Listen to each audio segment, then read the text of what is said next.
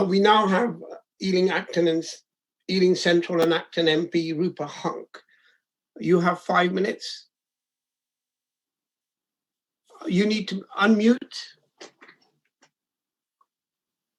This is the biggest application in Ealing for a century, the very civic heart of our borough, on public land, up for mostly developer-led private gain, 50% affordable, only by habitable room and using discount market rent. Some boroughs, Southwark, don't even entertain any proposal with dodgy DMR. But if passed, by hitting the bare minimum mayoral public land requirement, it'll qualify for fast track with no more scrutiny. 477 new homes, but none at social rent. Shameful. No public consultation for over a year. But 2,300 and rising objections, huge local opposition. Revisions following the committee on the 17th Feb were deemed too minor to reconsult. Indeed, swapping a few party walls for what's still 5% 3-bed units and no bigger pays minimal lip service to the committee request for more family provision. In light of the council's strategic housing market needs assessment, still no place space. The statutory consultee pensioners of Apsley House, war veterans, face living on a building site and 78% of their light stolen by something twice as high as what they list around. Ignored as they're seen as set to die soon anyway. Ditto Longfield House and Vernon Court, mere collateral. Worryingly, there won't be two means of escape, i.e. two staircases in residential blocks, despite it being best practice, union and Labour policy for tall buildings.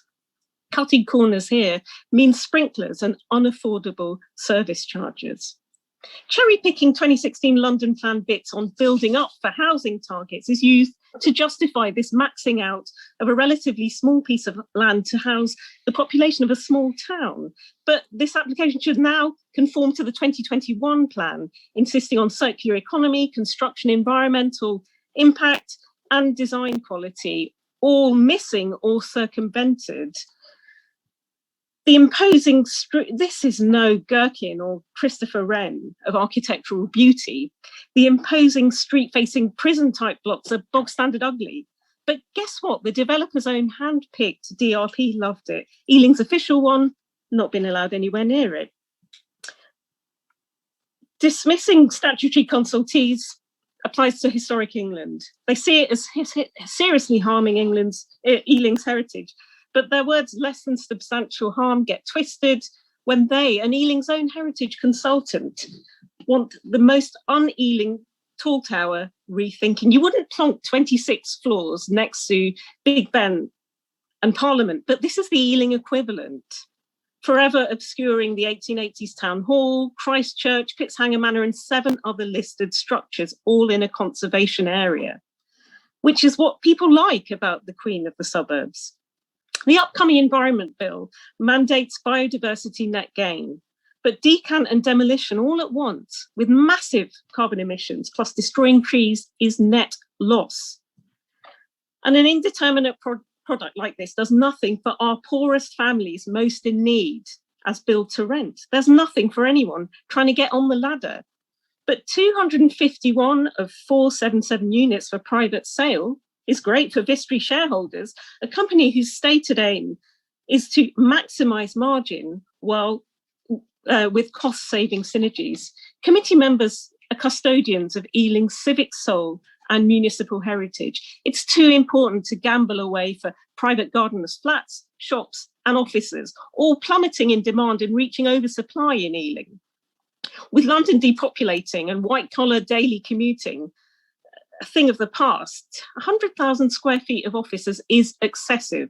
Have we learnt nothing from Grenfell, the echoingly empty Dickens Yard, Brent's acres of unlet office space, now a Trojan horse for more luxury housing because it doesn't stack up, or Croydon, council went bust with an oversized town centre redevelopment. Committee members were courageous with Gurnell the other day. Arguments here are near identical. And last time, lots of members said it's not perfect, but they grudgingly accepted it. I say, why go for bog standard and hope for the best with the beating municipal heart of Ealing? Risk of appeal is low as council don't take themselves to court. But proposals can always be improved by taking a step back and not rushing decisions. This is our land, you, me, the citizens of Ealing, and our application. Yet a commercial developer who's already reneged on original plans for phase decant and 20 stories being the tallest is calling all the shots here, so we get a library a third of the size of the old one. If they won't tame this monster to an appropriate scale, listen to residents and reconsider those aspects blatantly at odds with planning policy. The Ealing plan is still legal till 2026. For the good of Ealing, the queen of the suburbs, councillors must vote this down.